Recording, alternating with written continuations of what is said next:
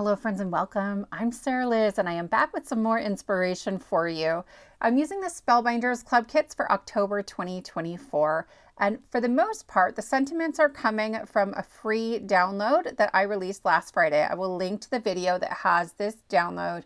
It is the cute holiday sentiments. So we have circle sentiments, rectangle sentiments, 2 pages of strip sentiments, though I'm missing one here, and a card sketch, and you can get to that linked in that video. So I will connect you to that in the description box below. If you download it from my Patreon, which you can join for free, you can also get the larger circle sentiments, and then any of the paid tiers until the end of the day, Monday, I extended this, can download the digital images as well. So I will go ahead and link all of that in the description box below, but let's make some cards. We're gonna make 5 cards today. And we're actually starting with a Halloween card of all things, but it's so cute, you guys. I am just ink blending some darker purple ink onto a light purple panel. I chose a medium ink. It's a pretty dark ink, and I'm using the large blending brushes from Spellbinders because they do such a great job of helping me blend into nothing. They're so soft and fluffy. So if you struggle with ink blending and you feel like it gets splotchy, maybe try those.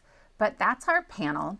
Next, we're gonna grab some Better Press, which I don't think to do very often. This is the spiderweb background. It is an absolute classic for Halloween, and I'm gonna ink it up with some Delicata Silver Ink. Here's the thing, mine needed to be re-inked, but because it's silver on a silver plate, I didn't realize how badly. So we're gonna press this, and it's mostly gonna be textured. That's okay, I'm happy with that. I wanted a subtle background anyway.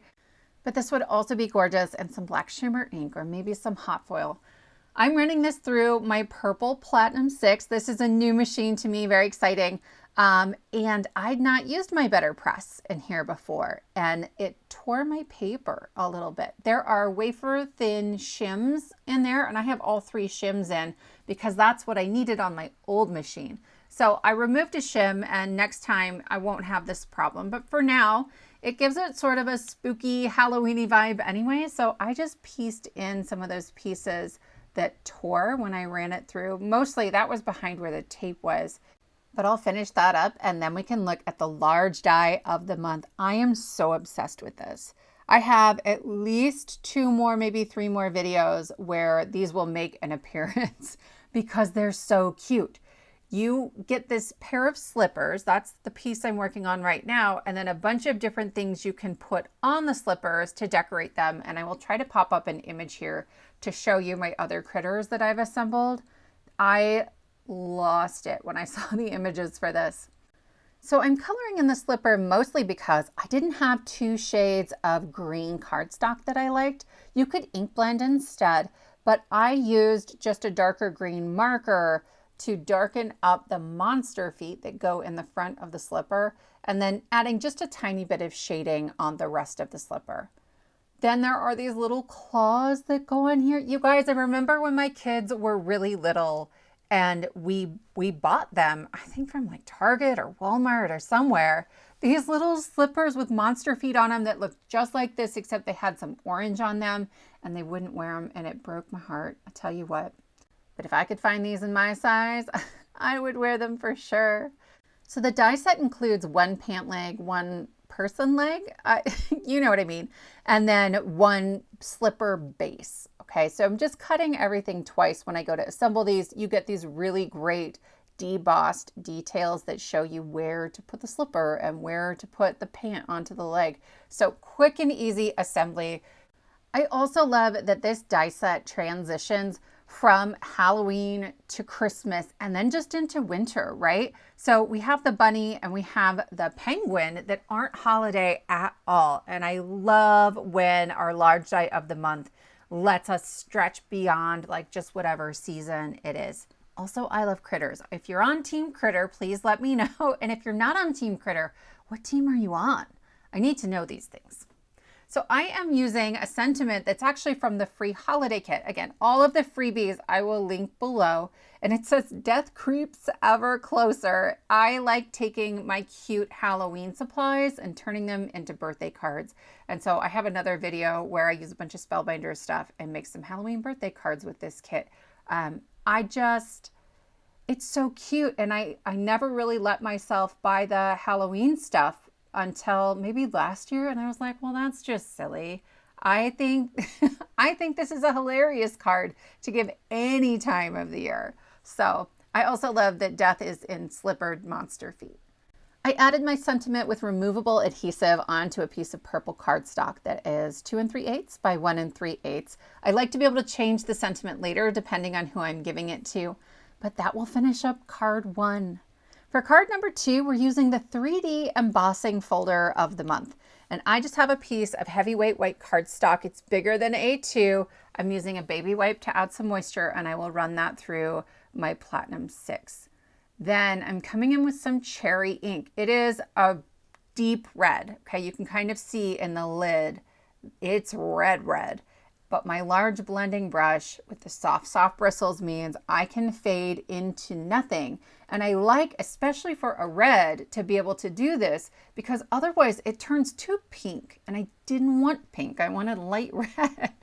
I am bringing in a little bit of almost a cranberry here at the end. It's a Hero Arts color. I don't even know if they make anymore. But just to darken that up at the very bottom. And then I'm going to flick on some white metallic paint. I love this panel so much. I think you could make a ton of quick and easy holiday cards using the layout I'm about to show you. But you could also add on like some slippered reindeer feet or Santa feet. I think that would be so much fun on here. I have just trimmed this down to A2, 4 1/4 by 5 1/2. When I'm using 3D embossing folders like this one that have so much detail, I like to cut a bigger panel, emboss it, and then trim it down because otherwise it shrinks a little bit. We're going to use a sentiment from the Christmas in July free printable that came out just this last July. Again, I'll link it below. I have already cut some of these, but I just trimmed the sides so that I can see those tick marks right up against the edge, and then I can line those up on the blade of my trimmer and I'll know that they're straight. They're about 1/4 inch. So I have a 3/8 inch strip of red cardstock and I'm just going to go over it with this red Shimmer Pen from scrapbook.com. I'll hit it with my heat tool to make sure it's dry before I try to glue on there, but it's got great sparkle and shine. To trim my sentiment, I'm going to just line up the edges of the wording with the inside of that finger guard so I know they have the same margins on either side. A little extra piece of cardstock, just a scrap right behind there, will pop it up ever so slightly. It gives it a little more weight. It makes it feel, I don't know, a little extra special. I'll do the same thing with the red cardstock in particular because we're putting this onto an embossed panel. And so I don't want it to dip in weird places and look like it's a little off kilter. I'm going to add some wet glue on the back, but you certainly could use your removable adhesive here as well.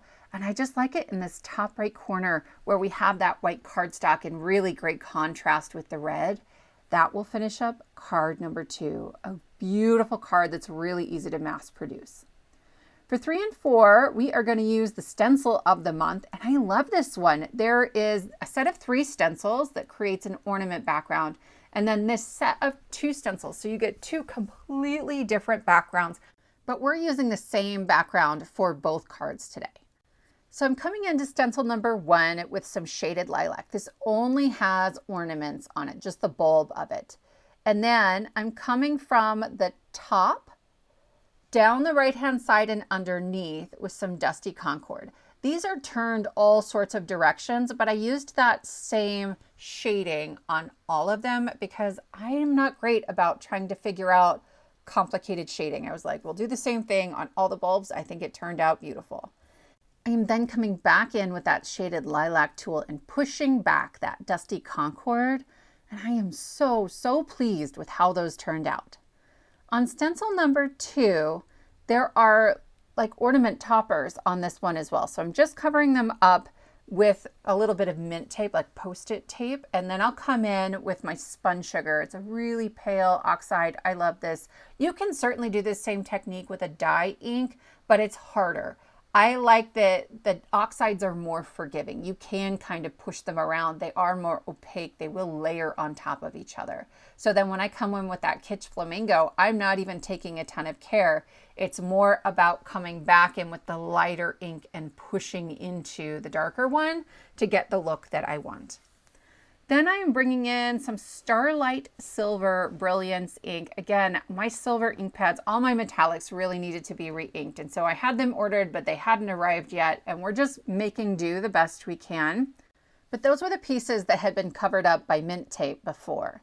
Then there is a third stencil that has this piece that connects that topper to the bulb itself.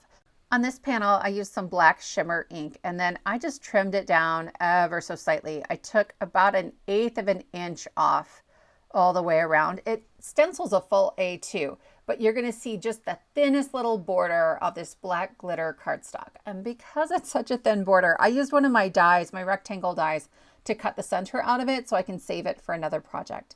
I popped this up with some 1mm foam tape. And then we're just going to add a really easy sentiment on here. So we have another strip sentiment, but this is from that cute holiday set that just released. And it has tons of funny, punny critter sentiments. It's penguining to look a lot like Christmas. Santa Paws is coming to town. But it also has just some all occasions holiday sentiments. 'Tis the season. Happy holidays from the mostly nice list. Christmas cheer throughout the year. So I trimmed that down the same way we did the first one, but I used a die for my 3/8 inch strip. That's from a set I designed for Trinity stamps that specifically coordinates with the emergency sentiments. I wanted black glitter cardstock, and this scrap was so small, it would have been really difficult to cut that in my trimmer. And so it's a great way to use up your scraps, especially for the stuff that is like specialty or that you're hoarding. I know my bin of scraps is overflowing most days. So I added a little removable adhesive behind that, and then I will add that just at the bottom of that panel. And that will finish up card number 3. For card number 4, I stenciled a panel that is the same, except I have a little smudge at the top. So I thought, let's try something. Let's be brave. So I added a little moisture to the back of the cardstock. I didn't want to mess up the ink. And then I ran it through the Puff Dotty embossing folder. I cut that down to 4 by 5 1/4, and then I'm going to add a little bit of foam tape on the back of this scalloped rectangle. That's in that same set. It's called Emergency Card Essentials #1 from Trinity Stamps, and it is the perfect size for these rectangle sentiments. I printed this one on some white shimmer cardstock, and I'm going to put it in my trimmer, and I'm sliding the blade to connect the tick marks from bottom to top. But I'm not cutting all the way through. I want to leave that header intact. So I have these little flaps, these little strips. Then I can rotate and I will still have the tick marks on the side that will help me cut these out perfectly. So these end up at 2 1/4 by 1 1/4. If you don't like cutting them out this way, the Emergency Card Essentials #1 die set also has a die that will cut them out to the perfect size. Then I'll just add my sentiment with some removable adhesive in case I want to change it later. Happy holidays from the mostly nice list. You guys, I love that one. It was such a surprise to me. Our last card is interactive, and we are going to use the small die of the month to create a penny spinner, though we're not going to use a penny, and then a little pop-up on the inside. So we have this cute penguin and an adorable polar bear. You guys, I promise this is pretty easy, and I will walk you through it step by step. This is the small die of the month, and there's so much in here. It is jam-packed. So we're going to make both of the critters, starting with the penguin. He has a hat and a scarf, and I wanted to add just a little extra detail on there. So I'm bringing in one of my small blending brushes. They come in a 3-pack from Spellbinders, and there's like a teeny tiny, a pretty small, and a small. So I'm just adding a little bit of ink, and then these are my Ohuhu acrylic markers we're going to use twice. So this one's white. They have a large bullet tip on the other end, and then this is a fine tip, almost like a pen tip, and it's great. I'm just adding little polka dots on there. This guy comes together pretty quickly, so I'm adding glue onto the hat itself, and then I'll add on like the fur trim on the front and the poofy ball. And then on my penguin, there are little debossed details that show you exactly where to put these pieces. We have his little face, and so the eyes are already done for you. I didn't have to fiddle with any tiny die cuts there. And his belly. On that white face, there's a spot where it tells you, hey, put the beak here. The feet to me are at a little bit of a weird angle. So I cut off the parts of the black cardstock that show you how to position the feet, and I'm going to position these kind of sticking straight up in front of him as if he were laying on his back and I'm seeing the bottom of his feet. Then I'll just add a little glue to add my scarf and my hat. And this little guy is done. You guys, he's so cute and he's pretty small. He is intended to fit on top of our polar bear. And here's our polar bear. I cut his sweater out of some pattern paper. I think it's from Doodlebug. Came out maybe last year. And there are holes that get cut in the collar of it. Well, I want light purple instead of the pattern showing through. So I'm using my light purple Ohuhu acrylic marker. It's a paint pen, you guys, but not like old school paint pens that dried up immediately. I've been using them for a couple months and I've been pretty happy with them. But I just colored in the neckline and then I set it aside to dry. His face is super quick and easy to put together. There is a single die that cuts out his nose and then that little bar of black cardstock that you'll see on the back. We have dies for the insides of his ears. So I did his face in white and then his muzzle and the inside of his ears I cut from some fog cardstock. It is the lightest, palest gray and I love that here. That little black bar goes behind his eyes. I am super appreciative that I didn't have to deal with tiny little die cuts for that. That paint pen dries pretty quickly, and so I'm going to add a little bit of glue onto the back of that purple color, and I'll add it right on top. Then I can start assembling the polar bear. This guy's popping up, so I need him to be extra sturdy. I have pattern paper for his sweater, which isn't very sturdy sometimes. So I'm going to add his face just behind that collar, right? Just the tiniest little bit of glue. And then onto the back, I will add a whole nother layer of white cardstock, both for the sweater and for his head.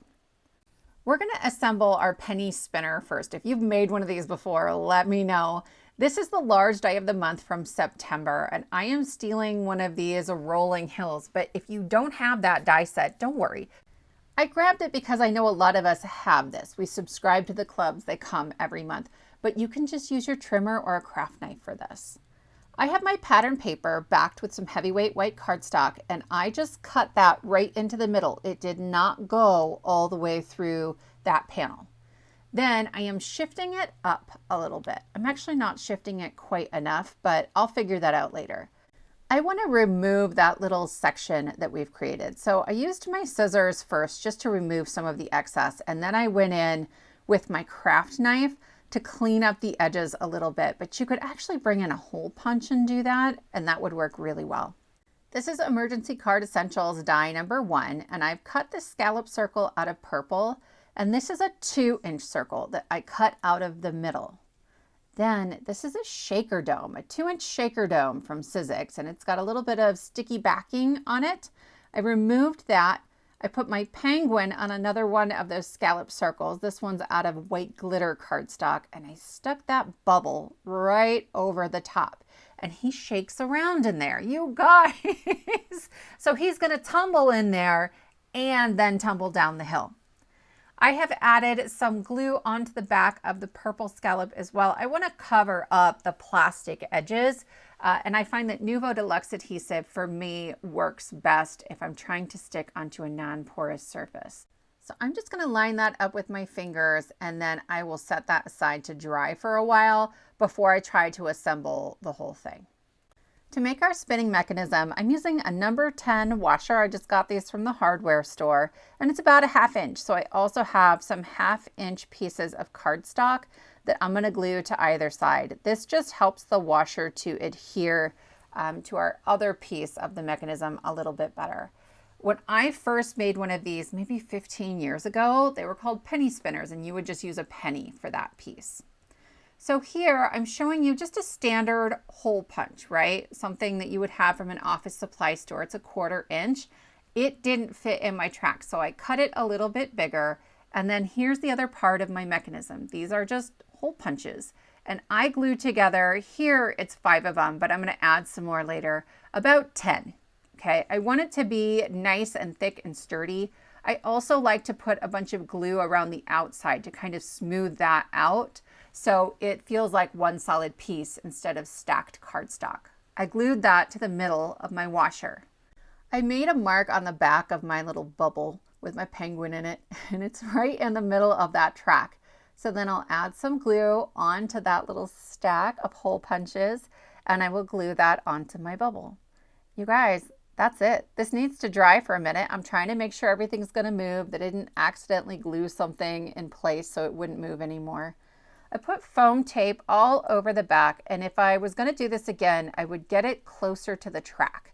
My washer is not very big. The cardstock is not very big.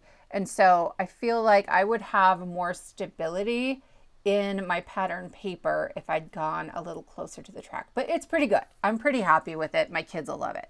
I'm going to add a strip sentiment to the front that says waddlin' through the holidays. I tend to cut a bunch of them apart for the strip sentiments, and then I just keep them in a little package with the rest of my kit.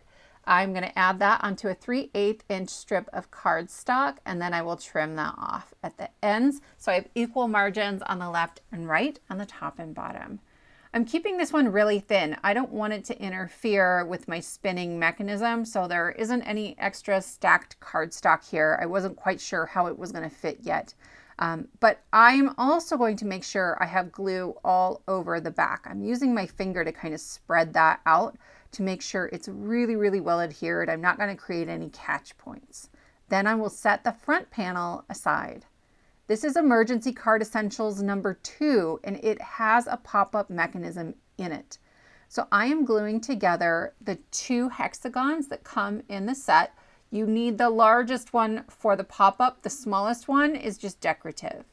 So here's the mechanism, and I've color-coded this one. I have 3 score lines, and I need to fold them all as mountain folds. When I have my die cut, I like to take my thumb and kind of stick it into that debossed line. I'm going to fold the wrong way first just to get it started, and then I'll fold it back. I want that to be really neat and tidy and line up with the back of that cardstock. Okay, so A and D should fold back and hide perfectly behind B and C. There is also a center score line that we need to fold. Okay, I'm going to label this one A. I'm skipping B because you'll see it in the end, and then label C and D. When I install this, I'll tuck A and D behind, and then I'm going to line it up on the score line of my card. I want that center score line of the mechanism to be perfectly straight against the score line of the card, and I'm going to put it right on the edge of my card. So here I'm folding back A and D, and I will add glue only onto those 2 triangles. I like to hold it in my right hand because I'm right-handed, and I will put it all the way at the top of the card, lining up the score line of the mechanism with the score line of the card. You can leave just a sliver if you want. Fold it closed while the glue is still wet. If the mechanism moves, it means it's not in there straight, but mine's moving beautifully. I'm going to open and close a few times just to make sure that it's moving the way I want it to, and then I'm going to press those creases with my bone folder. To add our hexagon, I'm going to add glue only onto C. Okay, so I sort of colored it in. I am not going to cross the center score line or it's not going to open and close. And then I can line up the bottom of that hexagon right on top of my mechanism. When I fold this, you can see that it folds on the mechanism. And so you got to make sure you don't go too low or it's going to bend the hexagon. I want my polar bear to pop up way out on the side of the card. I have to make sure that he's not going to overlap where that hexagon folds in. So I use my pencil to mark how far down I can go, and I'm just being really careful as I add my glue to make sure I'm not going to have a messy back on the bear because I put my glue too high. I'm going to add another punny sentiment from the cute holiday set on the inside. So I have a 2-inch circle I'm adding onto my bear. And then this sentiment says, wishing you a very merry holiday season. You guys, I love this kit. These are new fonts for me that I haven't played with before. And I just think they're really beautiful and sort of magical. So I will add the sentiment with removable adhesive, but the matte with glue. And then I can change it later if I want to. All of that was assembled inside a blank card base. I like to add the panel at the very end so that if something went wrong with the penny spinner or something went wrong with the pop-up, I'm not starting all the way over. I I had a hard time because of that big bubble, really pressing that down firmly with my hand. But in the end, we got it done, and our little penguin tumbles down the hill. Our bear pops up on the inside. I just think this is so much fun. This is also my craft roulette card for World Card Making Day. The project rules were not a single fold A2, so that's why we put the pop-up in there to get more folds. The colors for my mood board were that pattern paper with the houses on it. The element is world, and so I have a little globe that my penguin is in. And then finally the random is stars, and there's little stars on his sweater, and I just, ugh. If you are interested in a cute holiday free printable kit, all I ask is that you subscribe to my channel. Then you can click more or show more to unpack the description box below the video. There I will include links to all of the emergency card kit playlists along with the free download, and a link to my Patreon if you want the upgraded download. Thank you so much for spending your time with me, and I will see you next time.